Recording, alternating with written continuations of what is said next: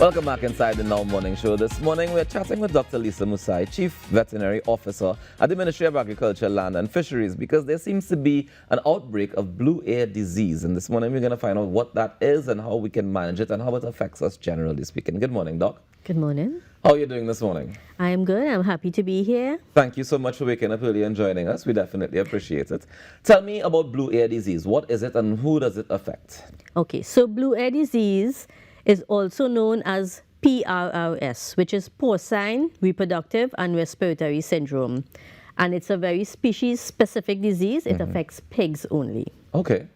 All right. So is there any, well, I mean, we eat pigs generally. I mean, not everybody, but a lot of people do. Yes. Should we be concerned about the pigs that we're eating? No. So PRRS is not a zoonotic disease. And what that means is that two things. One, humans cannot get the infection from handling pigs, nor can they get infected from eating pork. So our local pork is safe to eat. All right. So tell me, what is the blue air disease? What is it? I mean, you said it's a reproductive disease. Right. So does it affect the pig's ability to give birth, or how is it? It's reproductive and respiratory. So you have reproductive signs in the pigs where you have abortions, stillbirths, or weak-born piglets. Okay. And you also get respiratory signs, especially in the younger pigs, where you get fever, lethargy, respiratory distress such as labored breathing, coughing.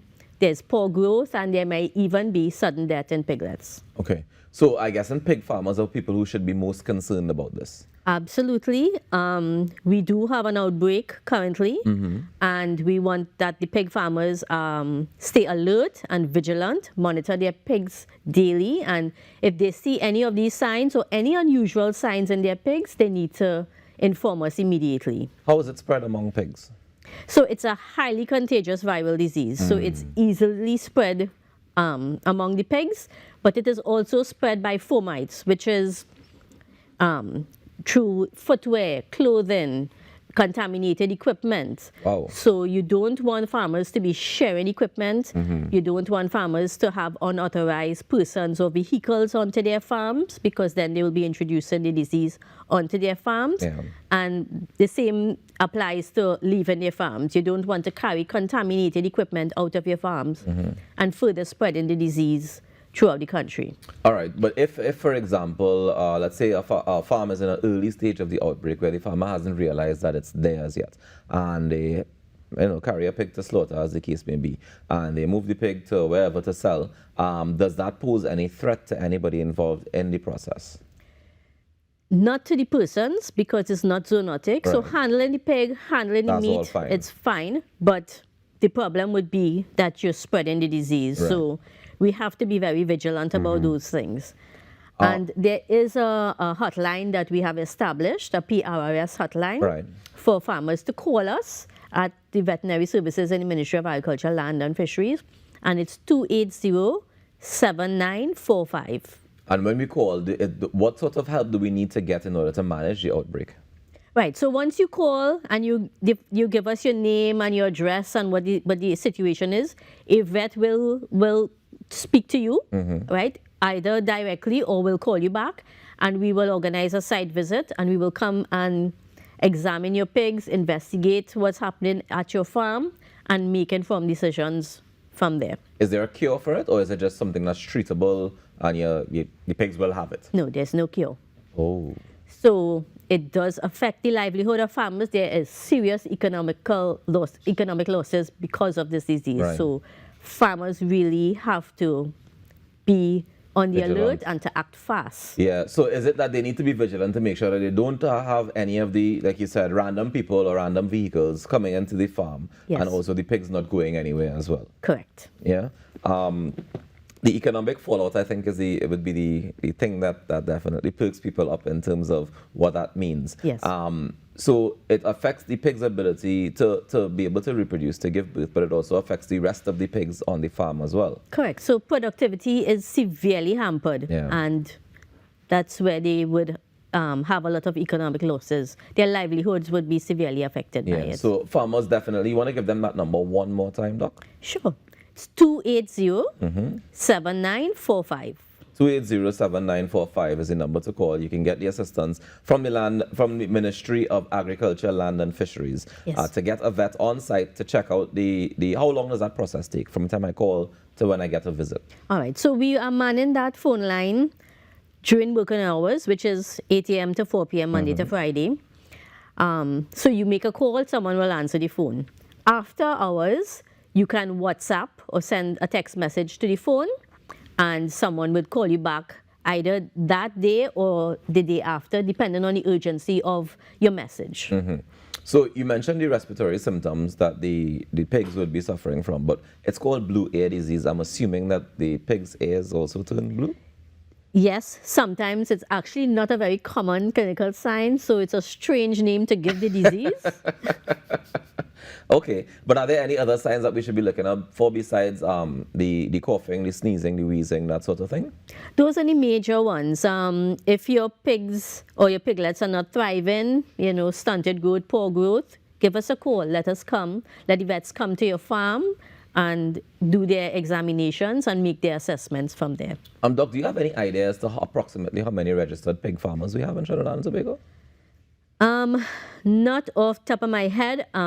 In terms of what our ministry is aware of, there's a little over 100 that we know of. Right. But we also are aware that there are pig farmers out there who are not registered with us. Of course. We don't know where they are, and we need to, because we are doing a nationwide surveillance. So we need to know where your farms are. We need to visit. And of course, we need to manage the outbreak as well, because we don't want it to continue spreading.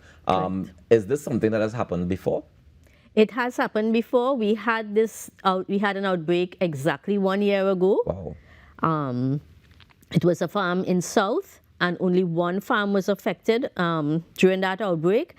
And because we had farmer cooperation and transparency, we were able to contain the infection on that one farm and eradicate it at that point in time. Okay, so how does it show up again? We saw similar signs that where there were deaths in the pigs and there were respiratory issues, and that is what prompted us to take samples and get testing done, and then we found the disease that way. So does that mean that we may have it in one of the unregistered farms, or does that mean maybe somebody came in with livestock or something like that?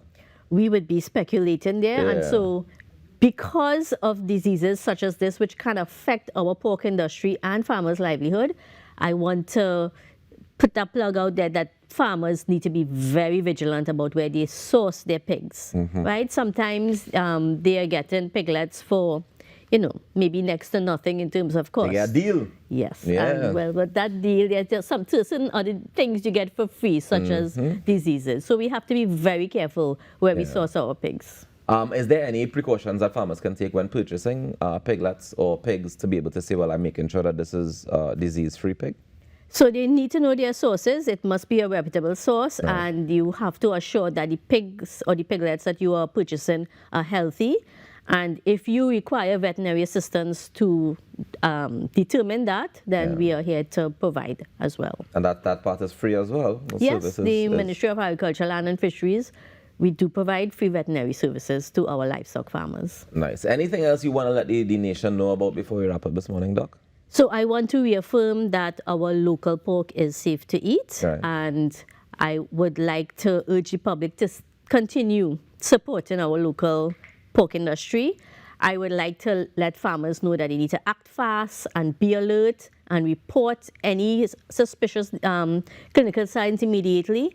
And I also want to affirm that the Ministry of Agriculture, Land and Fisheries remain confirmed and committed to safeguarding animal health, protecting the livelihood of farmers, and ensuring food security for our nation.